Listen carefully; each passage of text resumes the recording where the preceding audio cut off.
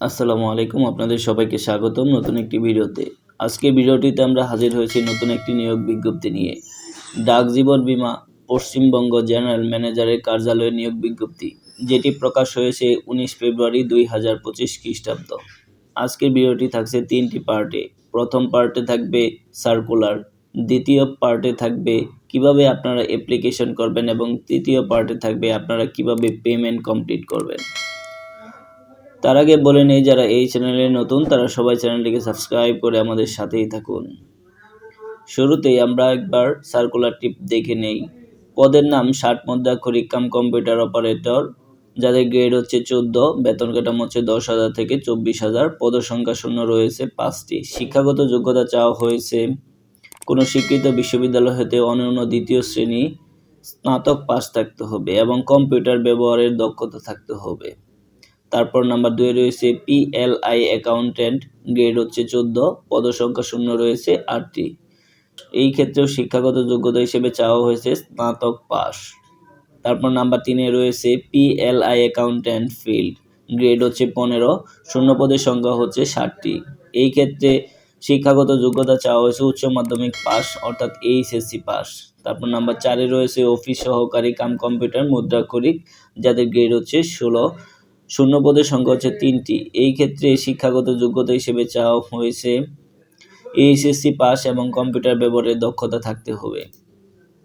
তারপর নাম্বার 5 রয়েছে account assistant in PLI, grade হচ্ছে 16, শূন্য পদের সংখ্যা হচ্ছে 23টি। এই ক্ষেত্রে শিক্ষাগত যোগ্যতা হিসেবে চাওয়া হয়েছে উচ্চ মাধ্যমিক পাস অর্থাৎ HSC পাস। তারপর নাম্বার 6 রয়েছে ড্রাইভার হালকা, 16 নাম্বার গ্রেড, শূন্য পদের সংখ্যা হচ্ছে 1টি। মাধ্যমিক সার্টিফিকেট অর্থাৎ SSC পাস থাকতে হবে এবং ড্রাইভিং লাইসেন্স থাকতে হবে।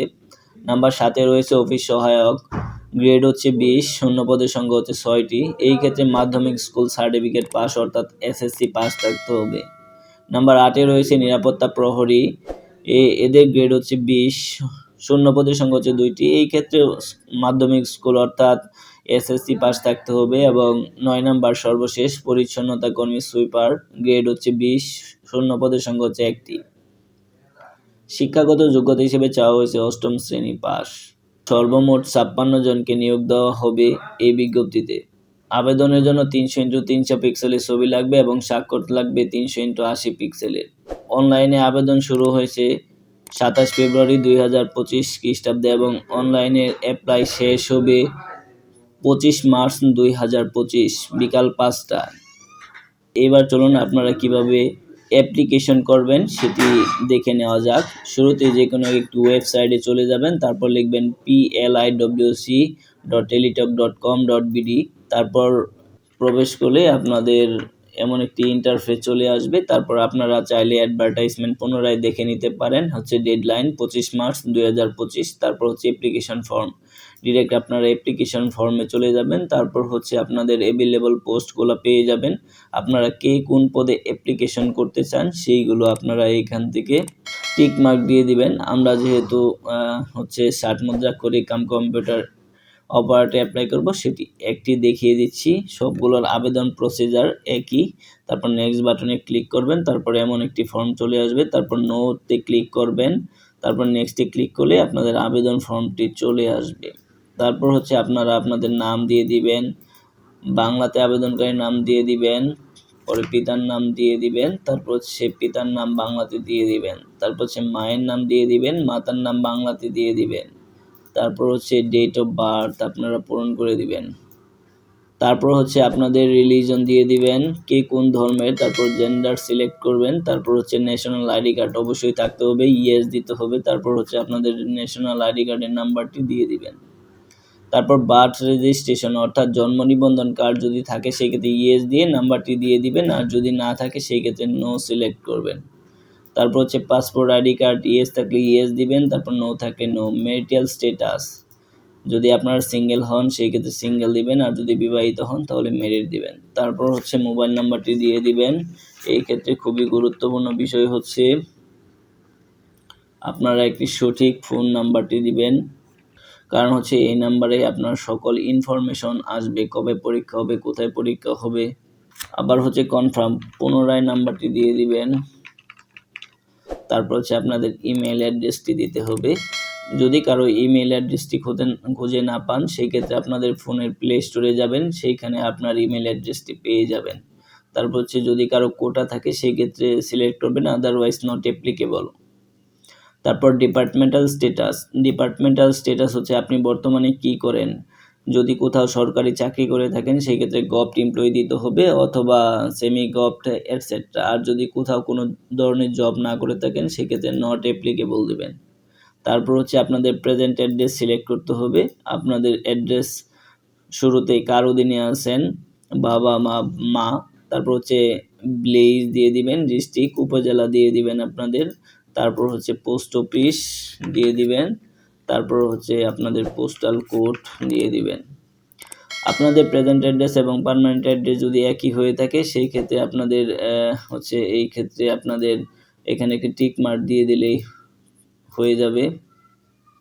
আরেকটি গুরুত্বপূর্ণ বিষয় হচ্ছে এই আবেদনের জন্য আবেদনকারী প্রার্থীকে অবশ্যই জন্মসূত্রে বাংলাদেশের নাগরিক এবং সেটি হতে হবে রংপুর, রাজশাহী, খুলনা, বরিশাল বিভাগ ও ঢাকা বিভাগ এবং বৃহত্তর ফরিদপুর, রাজবাড়ী, গোপালগঞ্জ, মাদারীপুর ও শরীয়তপুরের স্থায়ী বাসিন্দা হবে এবং এই সকল প্রার্থী বাদে অন্য সকল প্রার্থী এই পোস্টে অ্যাপ্লিকেবল হবে না।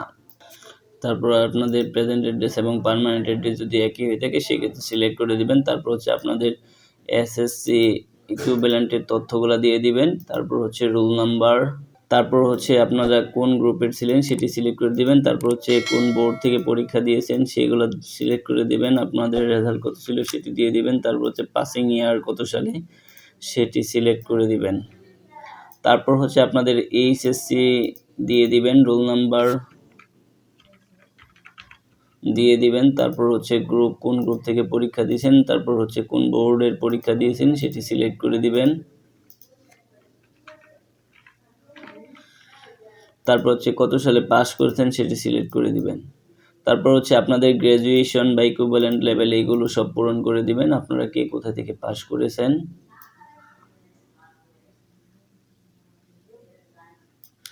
আপনাদের ভার্সিটির নেম দিয়ে দিবেন। তারপর হচ্ছে পাসিং ইয়ার, কে কত সালে পাস করেছেন সেটি দিয়ে দিবেন। তারপর হচ্ছে সাবজেক্ট, কোন সাবজেক্ট থেকে পাস করেছেন সেটি দিয়ে দিবেন। আপনাদের রেজাল্ট কি সেটি দিয়ে দিবেন। তারপর হচ্ছে কোর্স ডিউরেশন কত ছিল সেটি সিলেক্ট করে দিবেন। তারপর হচ্ছে আপনাদের এইগুলো আর লাগবে না। তারপর আবার নিচে লাগবে আদার কোয়ালিফিকেশন, এখানে সব ক্ষেত্রে অবশ্যই ইয়েস দিতে হবে। তারপর হচ্ছে আপনাদের ক্যাপচারটা দিয়ে দিবেন।